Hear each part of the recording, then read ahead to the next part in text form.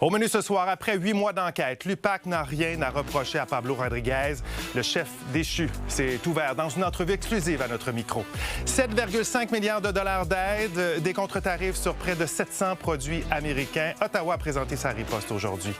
Et la reine de la musique country, Dolly Parton, n'est plus. Il est 22 h, je m'appelle Michel Bérère et eux, ce sont les débatteurs.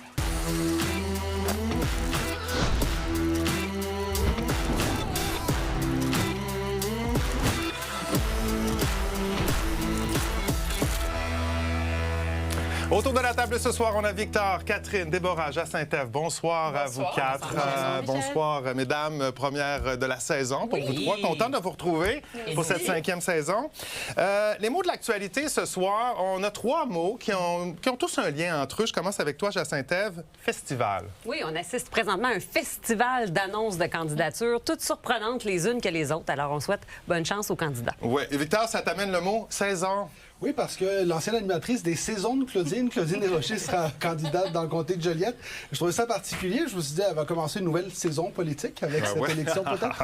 Oui, en effet. Déborah, cuvée. Cuvée, parce qu'il semblerait que les débatteurs soient une bonne cuvée pour toute cette panoplie, cette saison de candidature, ce festival, dans le cadre des élections générales qui auront lieu le 5 octobre prochain, parce qu'on a 3 débattrices, 3 femmes, alors qu'en général, les partis ex-débattrices, effectivement, que ce soit Annette Nada-Boumefta, Geneviève Peterson et aussi Justine McIntyre. On leur souhaite bien évidemment bonne chance à nos anciennes collègues. Avec nous la saison dernière. Alors voilà, on va revenir dans un instant sur l'élection qui approche. Également, on va parler bien sûr de la riposte d'Ottawa dans une quinzaine de minutes. Mais d'abord, aucune accusation ne sera portée contre Pablo Rodriguez dans le dossier des fameux brownies au Parti libéral du Québec.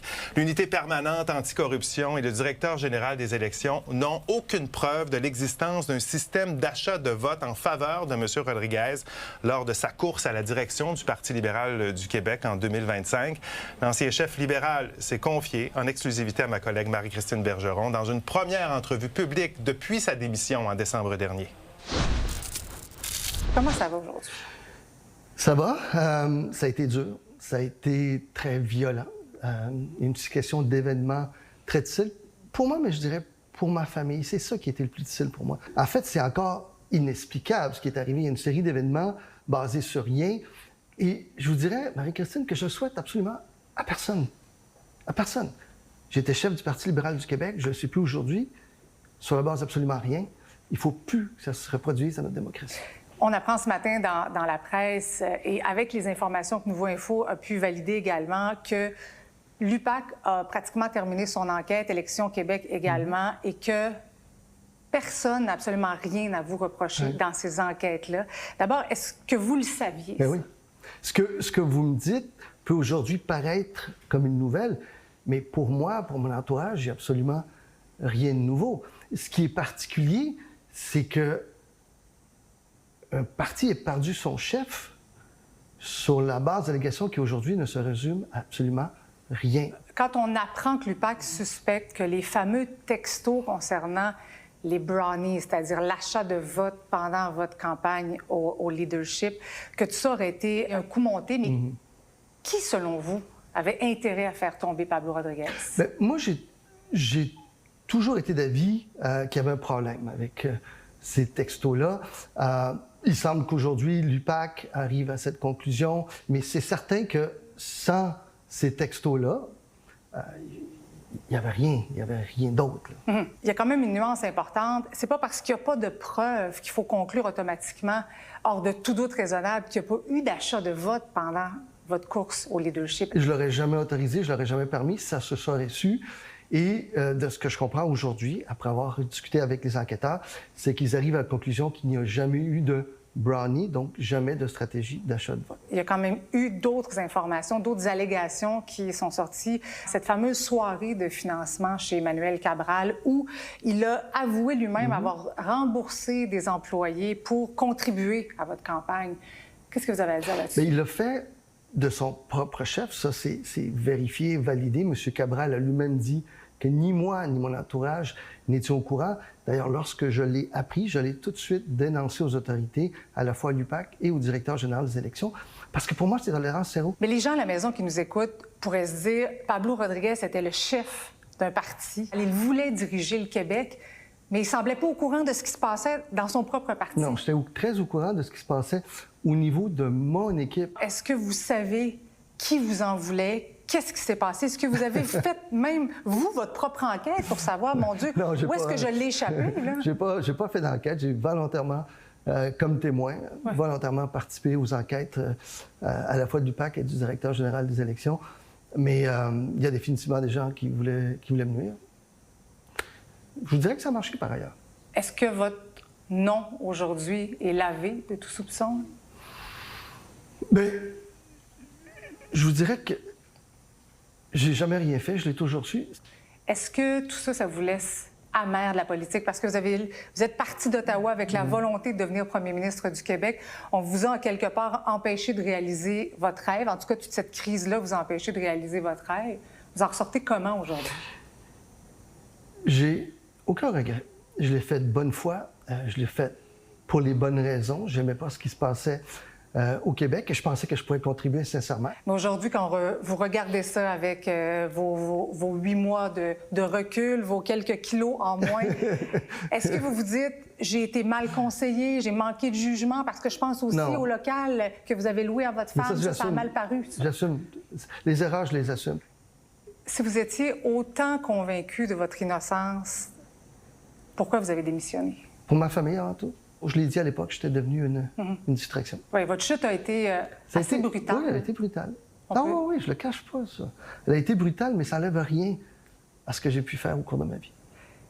Qu'est-ce qu'on peut vous souhaiter pour la suite? Sérénité. Merci beaucoup, M. Rodriguez. C'est moi qui vous remercie. Victor, réaction là-dessus, c'est un gros soupçon là, qui vient de tomber sur M. Rodriguez. C'est un moment extrêmement important pour lui, pour sa famille, parce que cette épée de Damoclès qui pesait sur la tête et sur celle du Parti libéral du Québec est extrêmement lourde pour quelqu'un qui avait apporté le fait de lui être convaincu de n'avoir jamais rien fait. Et vraiment, j'ai un sentiment partagé parce que je me dis, comment on s'est rendu là, quelles que soient les raisons, comment on s'est rendu à ce qu'un homme doive vivre ça, alors qu'aujourd'hui, on démontre qu'il n'y avait finalement pas grand-chose. Bon, pas d'accusation, on le rappelle, il y a eu plein d'allégations. Catherine, tu comprends qu'il souhaite maintenant que sa vérité sorte. Oui, puis je trouve ça désolant, en fait, tout ce qui s'est passé. Puis je suis même pas convaincue qu'il va être totalement... Il est blanchi, là, selon les dires de l'UPAC et tout ça. Il n'y aura pas d'accusation. Mais ça va toujours, il va toujours rester un doute. Il va toujours avoir des gens qui vont ramener ça sur la table. Puis je trouve ça dommage et j'ai l'impression, j'espère qu'il va demander justice. Bon, selon toi, il n'y a pas que M. Rodriguez qui doit être soulagé aujourd'hui, Déborah? Effectivement, je pense qu'il y a beaucoup de personnes, en tout cas pour les militants du Parti libéral, qui n'étaient pas au courant des résultats de cette enquête-là, qui doivent être très soulagés. Je pense qu'en pleine, à quelques jours du déclenchement de la campagne électorale, si c'était l'inverse qui était sorti, je pense qu'ils auraient passé un mauvais quart d'heure. Donc, je pense qu'il y a beaucoup de personnes qui sont soulagées, pas juste M. Rodriguez, à qui on souhaite effectivement d'être soulagés de cette nouvelle. Il y a plein de sous-dossiers dans cette crise-là. Là, on parle des Brownies et de M. Rodriguez, mais il y a d'autres... dossiers qui ne sont pas encore terminés. Il demeure qu'il y a des soupçons là, qui perdurent dans le parti. Oui, et comme contribuable, on espère tous que l'unité permanente anticorruption qui a fait une enquête là-dessus aille jusqu'au bout de son enquête parce que c'est une chose de blanchir M. Rodriguez, c'est autre chose de trouver qui a monté ce stratagème-là ou est-ce qu'il y a des preuves qui ont été fabriquées. Donc, il faut aller plus loin là-dedans. Je m'attends à ce que l'unité par l'UPAC rende des comptes. Et je veux juste souligner, là, je suis souvent critique envers les médias, mais Marie-Christine Bergeron a fait un travail fantastique dans cette entrevue. Elle pose toutes les questions qu'on se pose à la maison et je lui lève mon chapeau. Oui, d'ailleurs, si vous voulez voir l'entrevue intégrale, c'est sur Crave, c'est gratuit. Vous pouvez aller voir ça sur une quinzaine de minutes. Le chef du Parti libéral du Québec s'est réjoui, lui, d'apprendre que sa formation n'est pas concernée là, par les enquêtes du DGEQ et de l'UPAC. Charles Milliard affirme que c'est maintenant aux Québécois de trancher dans cette affaire en exerçant, bien sûr, leur droit en votant aux élections d'octobre prochain. Je suis heureux de constater que le parti et même moi, comme chef du Parti libéral, ne sommes pas concernés par ces enquêtes-là. Si d'aventure, on en arrive à la conclusion qui est mentionnée dans l'article que M. Rodriguez n'a rien à se reprocher, bien, je pense qu'il y aura une réflexion collective à faire au Québec sur qu'est-ce qui s'est passé dans la dernière année. Bon, Déborah, la réaction du nouveau chef, est-ce qu'elle est suffisante aujourd'hui, selon toi? Je pense que oui, elle est mesurée, contrôlée, très prudente. Je pense pas qu'il il a clarifié plusieurs points. Effectivement, que ce soit le chef qui l'a précédé, que ce soit son parti et lui-même ne sont pas accusés, il n'y aura pas d'accusation. Je pense pas non plus qu'il aurait dû aller, qu'il aurait pu ni dû aller dans une posture de victimisation et de réclamer justice au nom de Pablo Rodriguez. Tout à l'heure, on parlait de Catherine disait que M. Rodriguez devrait aller. C'est pas la place de Charles Milliard. Et je pense qu'il a eu une posture quand même très lucide par rapport à la situation, sans aller véritablement dans une poursuite lui-même. Oui. Jacinthe, tu es d'accord avec cette idée-là de réflexion collective que lance M. Milliard? Oui, parce que ça prend pas grand-chose, hein, on l'a vu, pour détruire une réputation à tout jamais. Et même faire bifurquer une carrière parce qu'on ne sait pas ce qui serait arrivé de M. Rodriguez s'il n'y avait pas eu cette histoire. Alors, il faut vraiment s'assurer que ça ne se reproduise pas, ce genre de mécanisme. Mais je tiens à préciser, hein, le dossier est maintenant entre les mains du DPCP qui pourrait demander des compléments d'enquête. Pour l'instant, il n'y a pas de matière, en tout cas, contre M. Rodriguez. Pas de preuve, donc, de Brownies. Cette nouvelle information, est-ce qu'elle aidera la campagne du Parti libéral du Québec? C'est la question du grand débat de la demi-heure. Allez y répondre sur nouveau.info en balayant le code QR et n'oubliez pas de commenter également. Et on verra si ces nouvelles informations auront une influence sur le scrutin d'octobre, parce que pour l'instant, c'est la coalition Avenir Québec qui fait une remontée dans les intentions de vote. Selon un sondage léger pour les médias de Québécois, elle rejoint donc le Parti libéral à 23 %. Le Parti québécois, lui, se maintient en tête avec 30 %. Le Parti conservateur gagne aussi des appuis à 16 % et Québec solidaire perd quelques plumes, se retrouve à 7 %. Mais tout n'est pas joué. Il y a près de la moitié des répondants qui pourraient changer d'idée d'ici les élections. Vous voyez, les indécis, ils sont très, très nombreux. Catherine, selon toi, Mme Fréchette est avantagée par la crise tarifaire en ce moment? Bien sûr, elle est première ministre. Elle montre déjà ce qu'elle est capable de faire. Puis, étant donné qu'on est dans une situation de menace avec la guerre tarifaire, bien, elle se montre très sécurisante, très en contrôle, très stable. Et j'ai l'impression que ça plaît, moi, à l'électorat. Victor, Déborah, le Parti québécois, c'est lui qui ressort moins gagnant du contexte en ce moment d'instabilité. Clairement, c'est une position difficile. Puis du côté du Parti québécois, on doit se poser des questions. Ça fait plusieurs sondages qu'on est à 30 %. Est-ce qu'on a un certain plafond qu'on a atteint?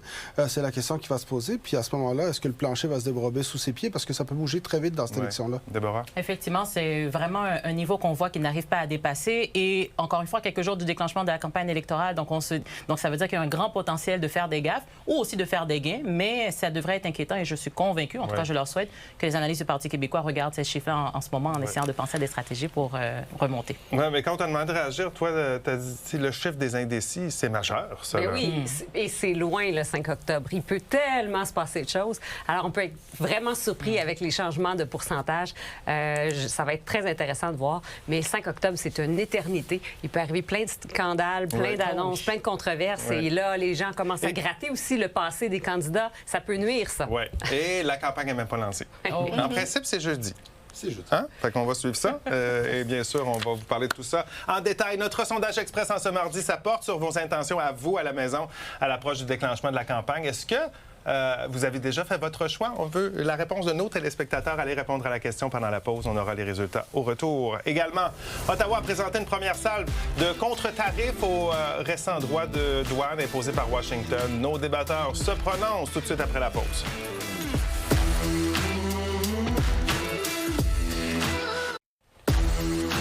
Alors, intention de vote au Québec, est-ce que vous avez déjà fait votre choix? Vous avez répondu oui à 55 %, non à 45 %. On est pas mal dans les mêmes chiffres.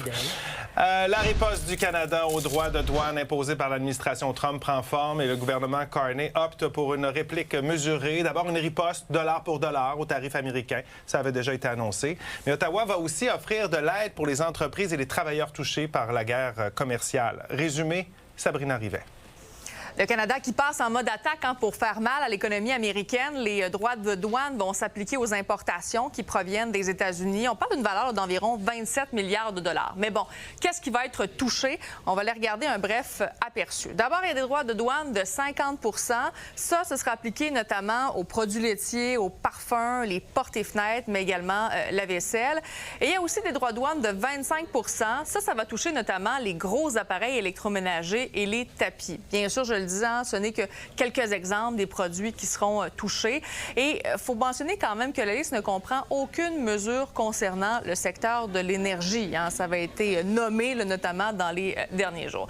Donc, ce qu'on voit à l'écran, c'est la conférence de presse, parce que ce sont les ministres du revenu et de l'industrie, notamment, qui en ont fait l'annonce aujourd'hui des contre-tarifs lors d'une conférence de presse à Ottawa. La riposte canadienne, eh bien, c'est vraiment dollar par dollar. Ça va entrer en vigueur dès le 8 septembre prochain. Nous n'avons pas choisi ce conflit commercial. Nous devons nous tenir debout et défendre nos intérêts. Jamais nous n'accepterons qu'un autre pays nous dicte la voie à suivre. Nous devons agir avec urgence pour protéger les travailleurs, les entreprises et les industries stratégiques du Canada. Et quand Mélanie Joly parlait justement de protéger les travailleurs, bien, il y a 7,5 milliards de dollars en mesures d'aide qui ont été annoncées, qui seront aussi disponibles pour les entreprises, bien sûr, pour faire face à la tempête. Il y a aussi le premier ministre Carney qui a affirmé avoir parlé avec les chefs de l'opposition aujourd'hui concernant les contre-tarifs. Et si on regarde un petit peu partout à travers le Canada, il y a eu beaucoup de réactions, notamment le Bloc québécois qui considère qu'il faudra continuer d'en faire plus pour les entreprises et les travailleurs. Il y a également la première ministre de l'Alberta qui s'est dite satisfaite des mesures. Mais là-dessus, on va l'écouter également des réactions de Charles Milliard et de Paul Saint-Pierre Plamondon. Référez-vous aux analyses lors de la première vague. Il y avait beaucoup d'experts qui se sont prononcés sur le fait que si on essaie de jouer aussi gros que les Américains avec le même montant puis tous les mêmes secteurs comme une espèce d'effet miroir, une telle approche peut être très contre-productive pour des entreprises québécoises dont la production, dans plusieurs cas, dépend d'une composante américaine. Il y a certains secteurs très, très précis où, si on ne fait pas de production au Canada, on pourrait peut-être voir à ne pas avoir autant de tarifs pour s'assurer d'avoir des produits qui nous permettent ou des composantes qui nous permettent de produire des produits finis. Mais globalement, moi, je suis en faveur de cette stratégie-là. Et parmi les autres réactions, eh bien, il y a celle du chef du Parti conservateur du Canada, Pierre Poilievre, qui a demandé aujourd'hui à ce que l'entente qui a été non acceptée par le gouvernement du Canada vendredi dernier soit rendue publique. Donc, ce sera à suivre, bien sûr, au cours des prochains jours.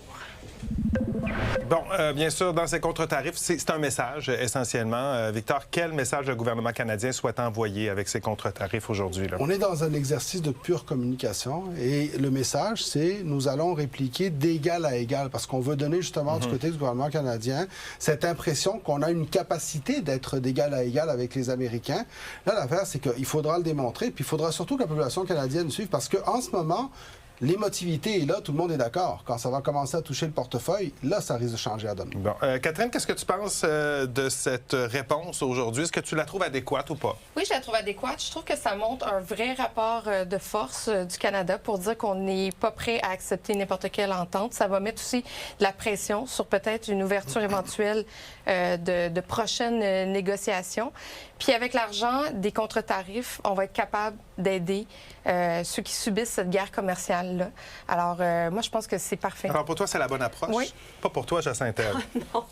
Non, je suis un peu découragée qu'on en soit encore rendu là. Ça fait quand même un an qu'on s'éduque collectivement sur la question des tarifs. C'est comme si, je vais tenter de donner un exemple bien vulgaire, bien simple, mais c'est comme si je disais à François Lambert, j'achèterai plus de ton popcorn.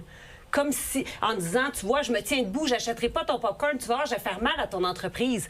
Moi, comme consommatrice, je n'ai pas assez d'impact. C'est la même chose par rapport au Canada, par rapport aux États-Unis. Nous sommes une petite économie. En termes économiques, bien sûr qu'en termes politiques, ça fait un beau message à passer. Mais en termes économiques, on ne fait pas le poids, on ne fait pas la différence dans leur économie.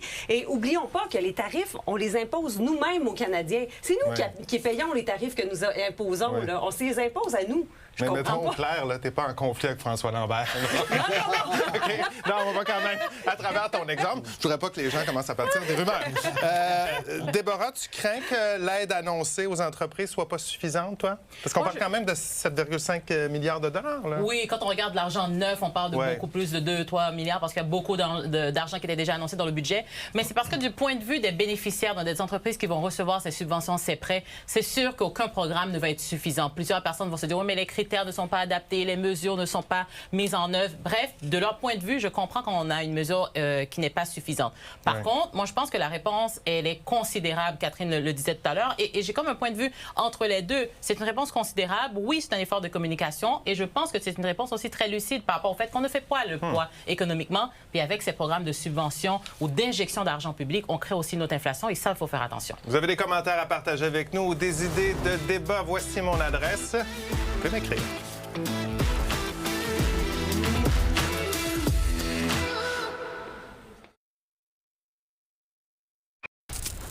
Jolene, Jolene, Jolene, Jolene.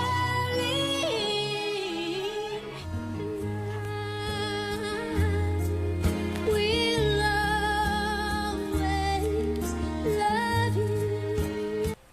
La reine du country, Dolly Parton, s'est éteinte à l'âge de 80 ans. Elle est décédée d'un cancer. La chanteuse a eu une carrière de presque 70 ans quand même. On a entendu un extrait d'I Will Always Love You qui a été reprise par Whitney Houston. Elle avait d'abord été offerte à Elvis dans les années 70, mais Dolly Parton a refusé de céder ses droits sur la chanson. On disait d'ailleurs qu'elle était une femme d'affaires redoutable. Catherine, parlons d'elle un peu.